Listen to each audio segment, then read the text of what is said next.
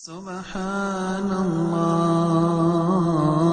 سبحان الله وبحمده سبحان الله العلي العظيم سبحان الله سبحان الله وبحمده سبحان الله العلي العظيم سبحان رب السماوات والأرض سبحان رب العرش العظيم سبحان الله والحمد لله ولا إله إلا الله والله أكبر لا إله إلا أنت سبحانك إنا كنا من الظالمين سبحان الله سبحان الله وبحمده سبحان الله العلي العظيم لا إله إلا الله الواحد الأحد الصمد اللهم إنا نسألك إيمانا كاملا ويقينا صادقا ورزقا واسعا وقلبا خاشعا ولسانا ذاكرا وحلالا طيبا وتوبة نصوحا وتوبة قبل الموت وراحة عند الموت وراحة عند الموت ومغفرة ورحمة بعد الموت وعفوا عند الحساب والفوز بالجنة والنجاة من النار والنجاة من النار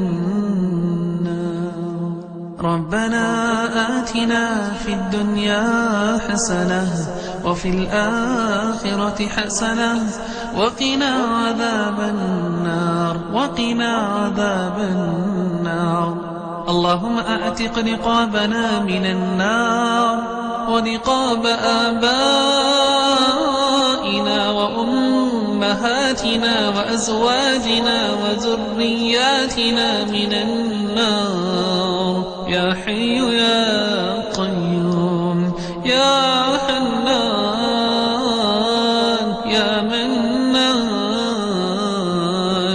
يا عزيز يا غفار يا ذا الجلال والإكرام اللهم إنك عفو تحب العفو فاعف عنا يا قريب يا مجيب يا الله يا رحمن الدنيا والآخرة يا عزيز يا غفار اللهم اغفر لنا ولوالدي ولأستاذنا ولجميع المؤمنين والمؤمنات والمسلمين والمسلمات الأحياء والأموات برحمتك يا أرحم الراحمين اللهم إن عبيدك بنو عبيدك بنو إمائك نواصينا بيدك ماض فينا حكمك عدل فينا قضاؤك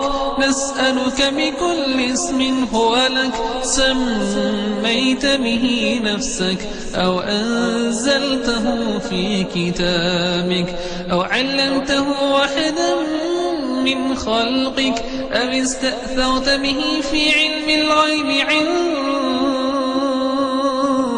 عندك أن تجعل القرآن العظيم ربيع قلوبنا ونور صدورنا وجلاء أحزاننا وذهاب همومنا وغمومنا وسائقنا ودليلنا يميننا إلى جناتك جنات النعيم. اللهم إنا نسألك رضاك والجنة ونعوذ بك من سخطك والنار يا عزيز يا غفار. اللهم أجرنا من النار، اللهم أجرنا من النار، اللهم أجرنا من النار يا عزيز يا غفار. ربنا تقبل منا، ربنا تقبل منا صلاتنا وصيامنا وتلاوتنا وعبادتنا يا ذا الجلال والإكرام. اللهم انصر لإخواننا المسلمين في كل مكان. اللهم اصلح شباب المسلمين يا عزيز يا غفار. اللهم بارك لنا في هذا الشهر الكريم، شهر الصيام والفطور وشهر الكريم يا عزيز يا غفار. اللهم ارحمنا يا رب، اللهم ارحمنا يا كريم.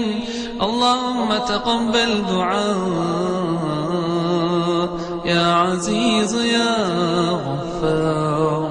جزى الله عنا محمدا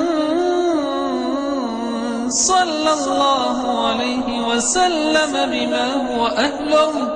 اللهم صل على محمد وعلى آل سيدنا محمد وبارك وسلم.